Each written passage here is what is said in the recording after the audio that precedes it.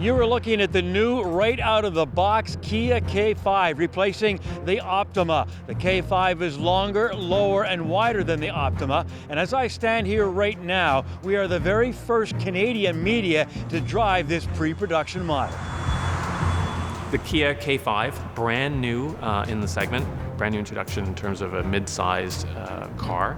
We're very excited to let Motoring TV know that we'll be coming to Canada as standard all-wheel drive, so perfect vehicle for Canada. A K5 is an all-new platform, all-new model, and it befits a brand new name. Design is everything, and Kia K5 is a bit of a glimpse of where we're going from a design language point of view. Starting at the front end, you can look at even the heartbeat-inspired daytime running lights at the front and at the rear. And there's good indication with the evolution of our tiger nose and tiger face grille on where the brand is going to go for it. With standard all-wheel drive, the K5 will start at $29,595, which is below, $30,000 and in the heart of the market.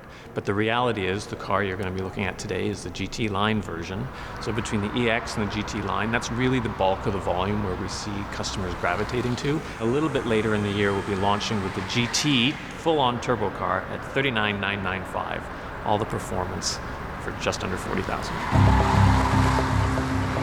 And now for some more big news. We would like some lucky Motoring TV viewers to join us on location and help us review the new Kia K5. If you're interested, and hopefully you are, just email us at info@motoringtv.com or message us on Facebook.